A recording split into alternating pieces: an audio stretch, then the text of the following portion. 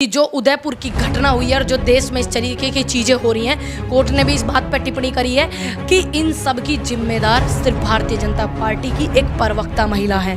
ये मैं नहीं कह रही हूँ, ये कोर्ट भी कह रहा है। मुझे मत बताइए कि वो क्या देश को आगे ले जा रहे हैं। पूरे देश का बेड़ा गर्क करा और इस हालत में देश आज है कि हमारे देश के प्रधानमंत्री को इस्तीफा देना चाहिए। और जब पहले ये तो जंगले हिला देते थे कांग्रेस के, इतनी सी बात पे लोगों को झूठ परोस करके दिया, अब क्यों नहीं इस्तीफा देते? एक 72-74 साल के देश का प्रधानमंत्री अपने मुंह नहीं त्याग सकता। देश में किसी भी धर्म के खिलाफ कोई भी व्यक्ति अगर बोलेगा तो उस पे यूएपीए लगेगी और उसको पार्टी में कभी ताउम्र के लिए, अभी 6 साल वाली बात नहीं, ताउम्र के लिए किसी भी पार्टी में नहीं लिया जाएगा, चाहे वो पक्ष है चाहे विपक्ष है। ज्यादा राष्ट्रवादी भी तकलीफ दे रहे हैं, ये हमें ये बताएंगे राष्ट्रवाद क्या है।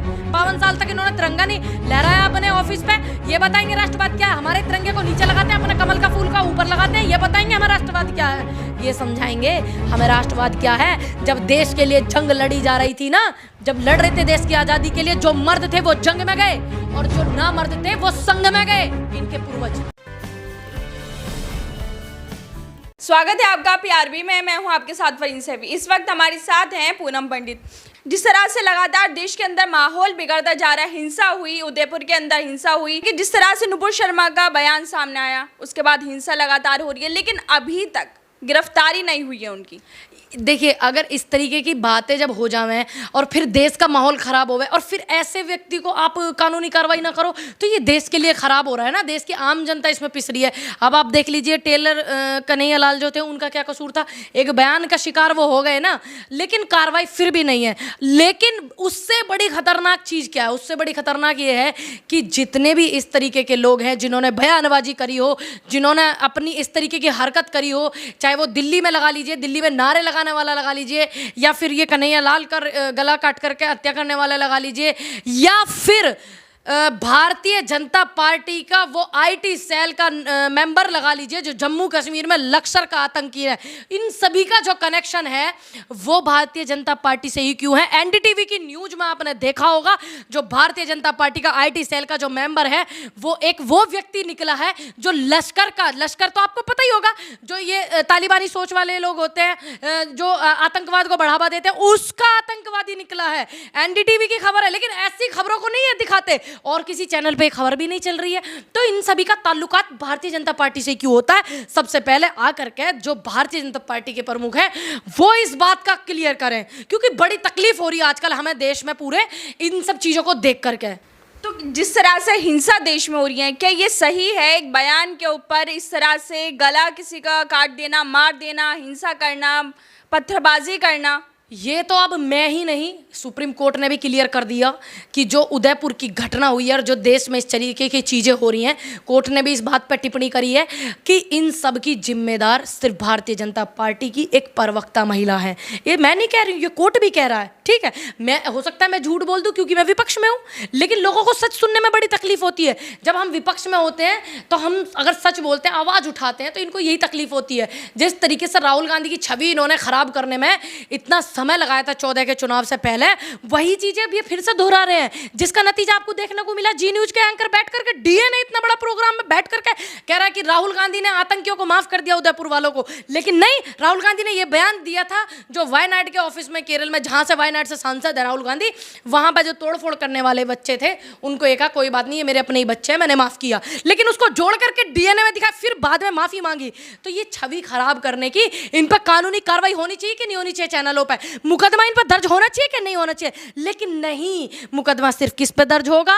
जो निष्पक्ष पत्रकार हैं, पत्रकारिता करेंगे, उन पे दर्ज होगा। सच दिखाने वाले पत्रकारों पे दर्ज होगा, सच बोलने वाले लोगों पे ईडी होगी, पुलिस प्रशासन परेशान करेगा। तो ये चीजें हम जैसे लोगों के लिए है और निष्पक्ष पत्रकारों के लिए है, ये इनके लिए नहीं है। अच्छा, जो उदयपुर की घटना हुई है उसमें जो लोग पकड़े गए हैं वो भाजपा ही निकले, तो क्या लगता है कि भाजपा की, वही बोला ना, भाजपा से ही इनका कनेक्शन क्यों है? ये साफ करें। भाजपा के अध्यक्ष बैठ करके टीवी चैनल पे, हम भी सुनने को मजबूर हो रहे हैं, बिल्कुल कतई। दूसरी बात, देश के प्रधान जो है वो बैठ करके क्लियर करें। इतनी बड़ी पार्टी, इतनी बड़ी पार्टी के प्रधानमंत्री हैं, देश सरकार में वो है, वो बतावें कि इन सभी का कनेक्शन क्यों भारतीय जनता पार्टी से। मोदी जी को चुप्पी तोड़ना चाहिए? बिल्कुल तोड़ना चाहिए। एक भी प्रेस कॉन्फ्रेंस की क्या मोदी जी ने बैठ करके जिस दिन से प्रधानमंत्री बने? बने, करी काम धाम में लगे होंगे, काम देश को आगे ले जाने में। देखा मैंने देश को वो कैसे आगे ले जा रहे हैं। एक नमस्ते करने के लिए भी पूरा पिक्चर शूट करा रहे हैं, वो भी देखा मैंने। मुझे मत बताइए कि वो क्या देश को आगे ले जा रहे हैं। पूरे देश का बेड़ा गर्क करा, और इस हालत में देश आज है कि हमारे देश के प्रधानमंत्री को इस्तीफा देना चाहिए। और जब पहले ये तो जंगले हिला देते थे कांग्रेस के, इतनी सी बात पे ही, ठीक, जब इन्होंने आंदोलन करा था लोकपाल बिल वाला, बैठ करके इन्होंने पूरे देश में इतना सिस्टम वो करा, लोगों को झूठ परोस करके दिया। अब क्यों नहीं इस्तीफा देते? एक 72-74 साल के देश का प्रधानमंत्री अपने मुंह नहीं त्याग सकता? लेकिन आपको ये नहीं लगता कि जिस तरह से जो विपक्ष है वो कहीं ना कहीं कमजोर है सत्ताधारी पार्टी के सामने? नहीं नहीं, बिल्कुल नहीं। विपक्ष जो है अपनी पूरी आवाज उठा रहा है ना। एक राहुल गांधी ऐसे नेता हैं, कांग्रेस ऐसी पार्टी है जो महंगाई, शिक्षा, बलात्कार और इनकी जो सिस्टम है, जो ये बेच खा रहे हैं सारे सिस्टम को, उन सब के लिए आवाज उठा रही है कांग्रेस पार्टी ही।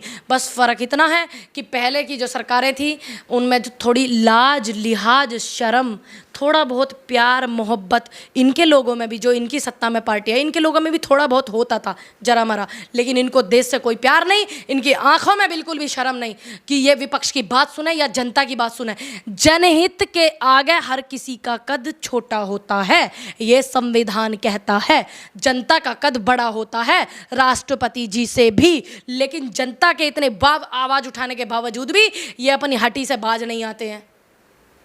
अच्छा, राजस्थान में घटना हुई थी, एक दलित को मूंछ रखने पे मार दिया गया था, आपकी सरकार थी, वहाँ के लोग, कानूनी कार्रवाई हुई। वहाँ के लोग पहले प्रोटेस्ट करते, उसके बाद उनकी गिरफ्तारी। नहीं नहीं नहीं, सुनिए, एक बात बताइए, कोई भी चीज़ है, कभी कभी ऐसा होता है लोकल का जो वो होता है सिस्टम, उसको नहीं वो लिया जाता। लेकिन जब बात पहुंचती है, प्रोटेस्ट करने से पहले ही उनके आदेश जारी हो गए थे और पकड़े गए थे, वो उन पर कानूनी कार्रवाई हुई।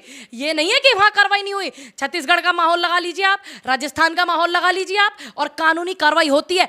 हमारी पार्टी ने कानूनी कार्रवाई करी ना, लेकिन लखीमपुर कांड करने वाला अभी आज़ाद घूम रहा है ना बंदा, उसके घर पर बुलडोजर नहीं चला ना, नुपुर शर्मा आज़ाद घूम रही है ना, नहीं चला ना। लेकिन हमारी पार्टी ने कानूनी कार्रवाई करी, और मुझे गर्व है कि मैं ऐसी पार्टी से ताल्लुक रखती हूँ, मैं उसकी कार्यकर्ता हूँ। अच्छा, नुपुर शर्मा को तो निकाल दिया ना पार्टी से, अब कोर्ट तय करेगा कि उसको क्या सजा मिलेगी? निकालना कोई समाधान नहीं है। देखिए, कोर्ट, पार्टी, सरकार सब उनका है ना। निकालना समाधान अगर होता तो मैं भी कह देती। जब कोर्ट ने भी बोला है कि माफ़ी मांगनी चाहिए, इस महिला की वजह से पूरे देश की शांति भंग हुई, उदयपुर की घटना के लिए ये जिम्मेदार है, तो कोर्ट ने भी बोला है ना, तो क्या नुपुर शर्मा की गिरफ्तारी, दिल्ली पुलिस से भी पूछा है कि एफआईआर दर्ज हुई, गिरफ्तारी क्यों नहीं हुई, ये भी कोर्ट ने टिप्पणी करके पूछा है। तो क्यों नहीं हुई, देश उतावला जानने को। अच्छा, दिल्ली पुलिस जो है वो केंद्र सरकार के हाथ में आती है, तो लगता है कि कहीं ना कहीं नुपुर शर्मा को बचाने का काम किया। एससी सुप्रीम कोर्ट ने भी तो बोला है ना कि एफआईआर दर्ज होने के बावजूद गिरफ्तारी क्यों नहीं हुई। और आप आंकड़ा लगा लीजिए, दिल्ली पुलिस हो या केंद्र की कोई भी वो हो, इनकी बेल्ट की नौकरी वाले हमारे भाई जितने भी हैं, ये तो आपस में जनता से जवानों को भिड़वाते हैं, चाचा ताऊओं पर ही लठ बजवाते हैं, इनका ये काम है, नियम है। ठीक, ये सिर्फ दिल्ली पुलिस को कहाँ आगे करते हैं। अभी आपने देखा नहीं लोकतंत्र का कितना देखना तमाशा देखा, पूरे देश ने हमारे कांग्रेस कार्यालय में घुस करके दिल्ली पुलिस के जवानों ने हमारे कार्यकर्ताओं को किस तरीके से अंदर घुस करके मारपीट करी। और उनमें से मैं ये भी नहीं बोलूँगी कि क्लियर कि वो वही लोग हैं, क्योंकि कम से कम 20 लोगों की तो मैंने टोका उनको कि आपकी नेम प्लेट क्यों नहीं है भाई जी, तो कह रहे कि नेम प्लेट टूट गया है। मैंने कहा आपका टूट गया, इनका क्यों नहीं है? तो इस तरीके के लोग जो आइडेंटिटी क्यों छुपाते हैं अपनी, ये बताओ ना, आइडेंटिटी क्यों छुपा रहे हो आप अपनी? कम से कम 20 लोगों से लड़के ने उसने मास्क लगा रखा था, मैंने उसको हाथ से टच भी किया, हालांकि मुझे नहीं करना चाहिए। मैंने कहा भाई आप रुक के दिखाइए ना, आपका नाम क्या, आप अपना चेहरा दिखाइए। वो बंदा वहां से भाग गया। ठीक, ऐसे ऐसे दलाल भरे हुए हैं, तो आप क्या कहोगी उनको? दिल्ली पुलिस क्यों नहीं अरेस्टिंग करती है? ये माहौल शांत कब होगा जो नफरत देश में फैला जा रहा है लगातार?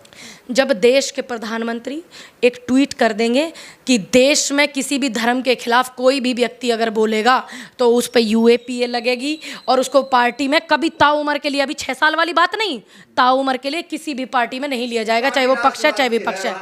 ज़्यादा राष्ट्रवादी भी तकलीफ दे रहे हैं, ये हमें ये बताएंगे राष्ट्रवाद क्या है? 52 साल तक इन्होंने तिरंगा नहीं लहराया अपने ऑफिस पे, ये बताएंगे राष्ट्रवाद क्या है? हमारे तिरंगे को नीचे लगाते हैं, अपने कमल का फूल का ऊपर लगाते हैं, ये बताएंगे हमें राष्ट्रवाद क्या है? ये समझाएंगे हमें राष्ट्रवाद क्या है। जब देश के लिए जंग लड़ी जा रही थी ना, जब लड़ रहे थे देश की आजादी के लिए, जो मर्द थे वो जंग में गए और जो ना मर्द थे वो संग में गए, इनके पूर्वज। मतलब आप संघ को सीधा सीधा टारगेट कर रहे हैं कि वहां पर जो लोग हैं उन्होंने आज़ादी की लड़ाई में साथ नहीं दिया। आप इतिहास उठा लो, चलो हो सके भाई मैं झूठ बोल रही हूँ, मैंने झूठ बोला उसके लिए सॉरी, आप इतिहास उठा लो ना, प्रत्यक्ष को प्रमाण पत्र की थोड़ी ज़रूरत है, इतिहास उठाओ आप, पता लग जाएगा। हमारे वो पूर्वज हैं, मेरे वो पूर्वज हैं जिन्होंने देश को आज़ाद करवाने में कोड़े भी खाए, फांसी भी खाई, जेल भी काटी, जेल में भी रहे। इनके वो पूर्वज हैं जो माफ़ीनामे लिखते थे और पेंशनें लेते थे। अब तो ये अखंड भारत की बात कर रहे हैं।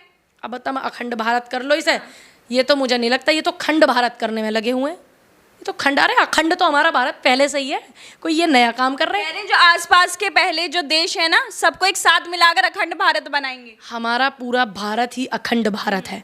ये अब इन्होंने 2014 के बाद नहीं अखंड भारत बनाया, हमारा भारत पहले से ही अखंड भारत है। आप रिकॉर्ड उठाइए इनके प्रधानमंत्रियों के भी पुराने, अटल जी के भी रिकॉर्ड उठा कर देखिए, उन्होंने कितनी खूबसूरत शब्दों में बोला कि अखंड भारत, कितने खूबसूरत शब्दों में बोला हुआ है। हमारा भारत देश तो पहले से ही अखंड है, कोई ये नया उसमें ए में खेत फालतू जोड़ने वाले हैं क्या? पहले से ही अखंड भारत है, ये जता ना जाए कि हमारा भारत अखंड नहीं है, पहले से ही अखंड है। ये तो खामोखा की बातें हैं इनकी, अखंड भारत बनाएंगे। अरे पहले से ही जो चीज़ बनी हुई है उसे तुम क्या बनाओगे? जो बनी हुई थी उसे तुम बेचने तो लग रहे हो, ये तो देखने को मिल रहा। तो यदि हमारे साथ पूनम पंडित, आप देख सकते हैं किस तरह से जो देश का माहौल है, एक नुपुर शर्मा के बयानबाजी के बाद जिस तरह से पूरा बिगड़ जाता है, देश में पूरे दंगे होने लगते हैं, हिंसा होने लगती है, जो लोग जिन पे आरोप लगता है उनके घर पर बुलडोजर चल जाता है। लेकिन सवाल यही है कि नुपुर शर्मा की गिरफ्तारी कब होगी, जबकि सुप्रीम कोर्ट ने भी दिल्ली पुलिस को फटकार लगाई है कि उसकी गिरफ्तारी क्यों नहीं हुई, क्यों पुलिस उसको टच करने से भी डर रही है। मैं फरीन सैफी, PRB की।